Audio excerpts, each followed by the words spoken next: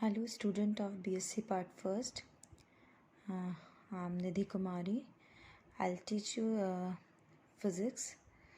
Physics में आपके 3 पेपर हैं जो कि फर्स्ट वन है mechanics and second one is आपका electromagnetism and third is optics. तो मैं आपको ऑप्टिक्स पढ़ाने जा रही हूँ। ऑप्टिक्स की जो फर्स्ट यूनिट है इंटरफेरेंस, जिसे कि हिंदी में व्यतिकरण कहते हैं, वो मैं आपको पढ़ाऊँगी। So let's start the unit first, interference. Interference जिसे कि व्यतिकरण कहते हैं। व्यतिकरण पढ़ने से पहले हमें जो लाइट है, प्रकाश का किस तरह की प्रकृति है, नेचर ऑफ लाइट को जानने की ज़रूरत है। तो introduction to nature of light. Light के नेचर को बताने के लिए कई तरह के साइंटिस्ट ने बहुत तरह की थ्योरीज़ को सामने लाए। बहुत सारे साइंटिस्ट ने इस पे वर्क किया कि किस तरह का नेचर है लाइट का। तो उनमें से जो कुछ महत्वपूर्ण जो इम्पॉर्टेंट थ्योरीज़ हैं उनके बारे में आज हम बात करते हैं।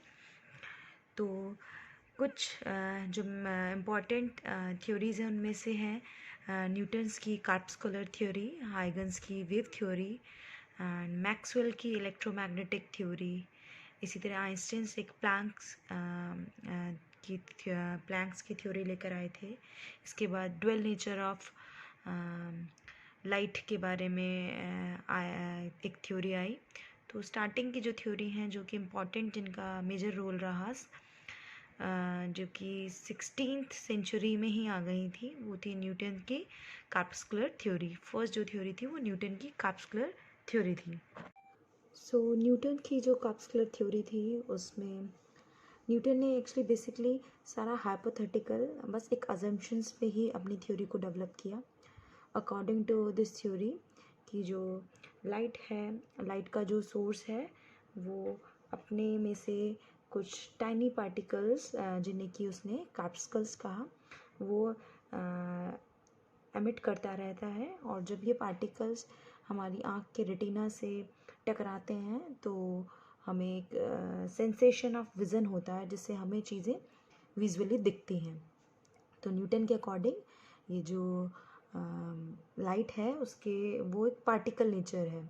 लाइट के जो लाइट सोर्स जो निकलती है उसमें से कुछ छोटे छोटे जो पार्टिकल्स हैं जिनको भी कि वो कॉर्पस्कल्स बोलता है। और वो कॉर्पस्कल्स हमारे आँख के रेटिना से टकराते हैं तो एक सेंसेशन डेवलप करते हैं और सेंसेशन से हमें चीज़ें नज़र आती हैं। तो ये जो थ्योरी थी वो बेसिकली पार्टिकल नेचर को शो कर रही थी कि जो लाइट है वो पार्टिकल, उसका नेचर पार्टिकल की तरह है। तो on the basis of this theory Newton explain some basic phenomena of lights, जैसे कि रेक्टिलिनियर प्रोपेगेशन क्या है, रिफ्लेक्शन क्या है, रिफ्रैक्शन ऑफ लाइट क्या है। तो इसके बारे में सब न्यूटन ने अपनी इस जो हाइपोथेटिकल अजम्पशंस पे जो थ्योरी डेवलप करी थी वो कई इन जो फिनोमेना है इनको एक्सप्लेन भी किया। लेकिन अपनी थ्योरी के बेसिस पे वो जो फिनोमेना है, इंटरफेरेंस हुआ, डिफ्रैक्शन हुआ, पोलराइजेशन हुआ, कॉम्पटन इफेक्ट हुआ, रेमन इफेक्ट हुआ, फोटो इलेक्ट्रिक इफेक्ट हुआ, इनको नहीं एक्सप्लेन कर पाया।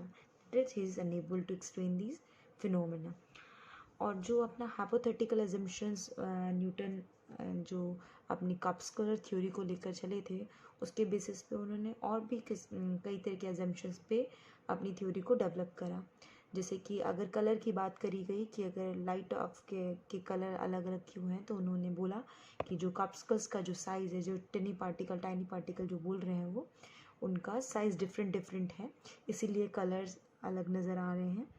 और अगर रिफ्लेक्शन और रिफ्रैक्शन की बात हुई तो उन्होंने कहा कि रिफ्लेक्टिंग सरफेस पे जैसे ही कॉर्पस्कल इंसिडेंट होते हैं तो वो अपने सेम सरफेस पे रिपल्शन के थ्रू रिफ्लेक्ट हो रहे हैं। ये रिफ्लेक्शन जो है वो रिपल्शन है बेसिकली। और रिफ्लेक्शन की जहाँ बात आई तो उन्होंने कहा कि नेक्स्ट दूसरे मीडियम में ट्रांसफर्स होने के लिए जो पार्टिकल है वो अट्रैक्ट हो रहा है तो इसलिए वो दूसरे मीडियम में ट्रेवल कर रहा है पार्टिकल।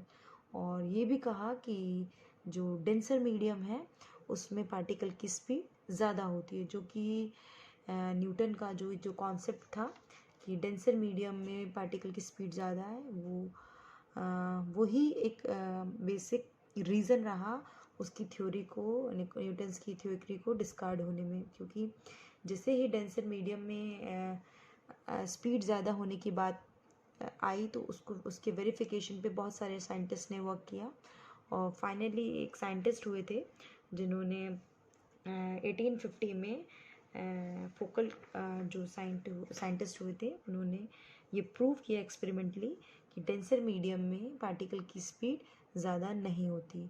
और तब जाके ऑलमोस्ट 175 ईयर्स के बाद न्यूटन की थ्योरी को डिस्कार्ड किया गया, कहा कि ये थ्योरी, ये कॉन्सेप्ट गलत है, नेचर ऑफ लाइट इस तरह का नहीं है। नेक्स्ट ये 16वीं सेंचुरी में जब चल रहा था, इसी के पैरेलल में कुछ सालों के ही गैप में हाइगन्स की वेव थ्योरी भी चल रही थी। बट बिकॉज न्यूटन का जो सोशल कह सकते हैं कि इन्फ्लुएंस ज़्यादा था लोगों पर, तो वो ज़्यादा पॉपुलर हुई उनकी थ्योरी बजाय कि हाइगन्स की वेव थ्योरी की। बट आफ्टर डिस्कार्ड हाइगन्स की थ्योरी को धीरे धीरे एक्सेप्टेंस मिली कि हाइगन्स की वेव थ्योरी क्या है। सो हाइगन की जो वेव थ्योरी है वो बेसिकली कह रहे हैं कि पार्टिकल नेचर होने के बजाय, मतलब कि कोई भी लाइट पार्टिकल ना होकर एक वेव नेचर है लाइट का।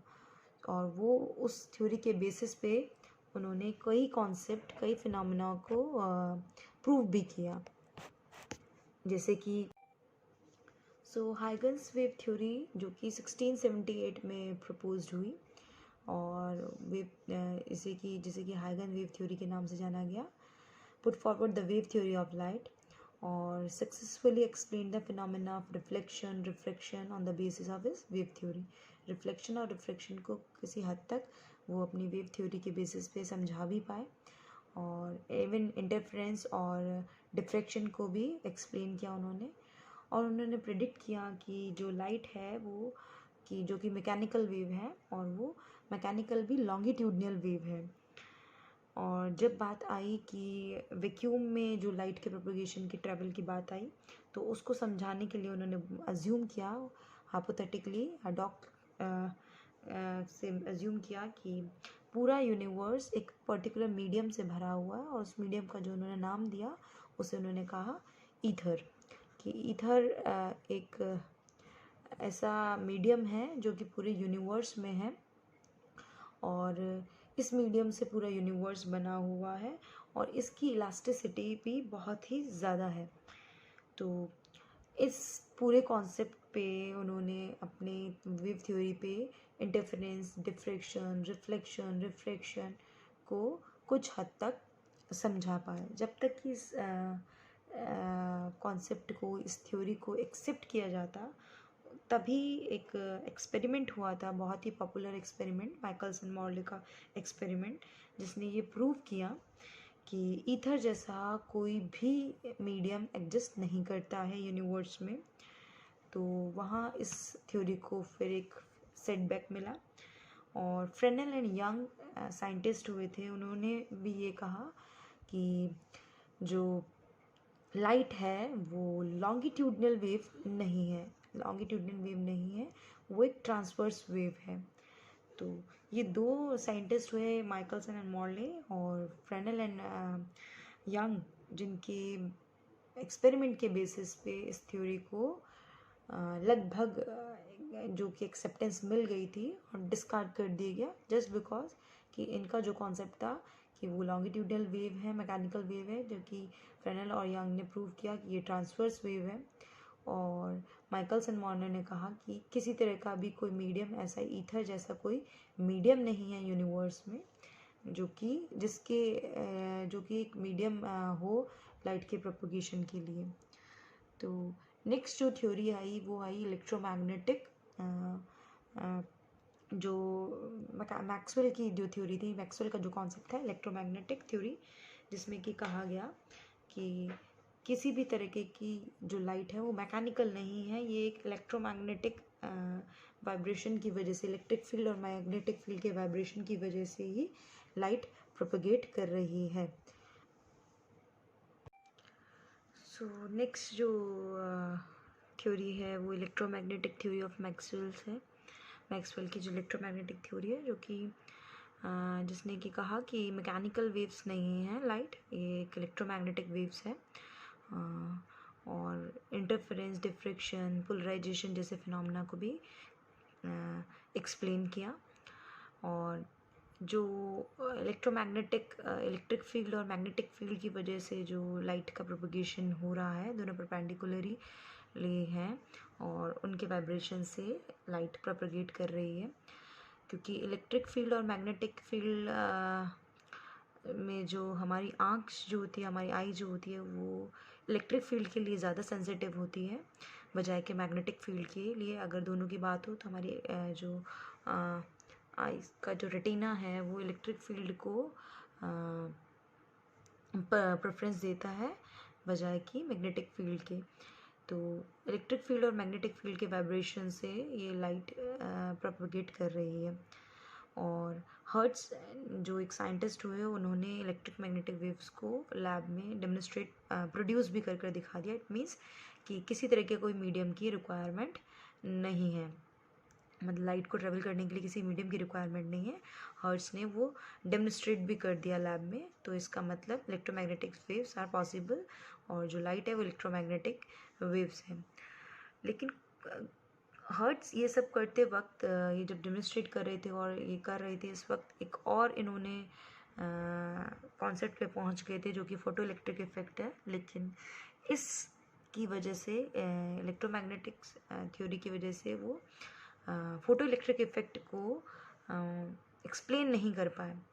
फिर इसके बाद भी बहुत सारी थ्योरीज आती रही। फिर आइंस्टीन एक प्लैंक का क्वांटम थ्योरी लेकर आया, जिसमें कहा लाइट सोर्स एक पार्टिकल, अगेन कहा कि पार्टिकल को एमिट करता है, पार्टिकल नेचर है। और फोटोन जो कि पार्टिकल न्यूटन का कॉर्पस्कुलर से अलग है, वो पार्टिकल है फोटोन, जो कि E=h एनर्जी का पार्टिकल एमिट करते हुए लाइट ट्रेवल करती है। और ये जो पार्टिकल है, जिसे कि फोटोन कहा जाता है, एनर्जी पैकेट या एनर्जी बंडल, इस तरह की, इसके बेसिस पे आइंस्टीन ने जो है फोटो इलेक्ट्रिक इफेक्ट को एक्सप्लेन भी किया। तो इतना कन्फ्यूज़न होने के बाद कि लाइट का एक्चुअली नेचर क्या है, आइंस्टीन ने फिर बोला कि लाइट का पार्टिकल नेचर है, और वो पार्टिकल न्यूटन के कॉर्पस्कुलर वाला पार्टिकल नहीं है, अलग पार्टिकल है, जिसे कि फोटोन बोला गया, और जो कि एनर्जी पैकेट है, बंडल ऑफ एनर्जी, जिसकी एनर्जी E=h है, जहाँ प्लैंक कांस्टेंट है। तो ये एक कॉन्सेप्ट आया, और जिसके बेसिस पे उन्होंने फोटो इलेक्ट्रिक इफेक्ट को एक्सप्लेन भी किया। नेक्स्ट फिर आ गया कि ड्वेल नेचर ऑफ लाइट की, लाइट का नेचर क्या है। ड्वेल नेचर है, दो तरह का नेचर है, इधर पार्टिकल नेचर और वेव नेचर। तो ये कहा गया कि ज़रूरत के हिसाब से लाइट का नेचर है। अगर हमें फोटो इलेक्ट्रिक इफेक्ट या रमन इफेक्ट को या कॉम्पटन इफेक्ट को एक्सप्लेन करना है, तो हम कहेंगे कि जो लाइट जो ट्रेवल कर रही है वो पार्टिकल नेचर की है। और अगर हमें इंटरफेरेंस या रिफ्लेक्शन, रिफ्रैक्शन, डिफ्रैक्शन एक्सप्लेन करना है, तो जो लाइट है वो वेव नेचर की है। तो इस तरह की थ्योरीज, इस तरह के कॉन्सेप्ट आए साइंटिस्ट के लाइट को लेकर कि लाइट का नेचर क्या है। नेक्स्ट जो हमें क्योंकि हम बेसिकली इंटरफेरेंस, हमारी यूनिट जो है वो इंटरफेरेंस से रिलेटेड है, तो हमें इंटरफेरेंस के बारे में बात करनी है। तो अब हम इंटरफेरेंस के लिए अगर बात करना चाहते हैं, तो ऑब्वियस है हम लाइट का कौन सा नेचर अज्यूम करके चले, वेव नेचर अज्यूम करके चले। तरंग, जो लाइट है वो तरंग के रूप में ट्रेवल कर रही है।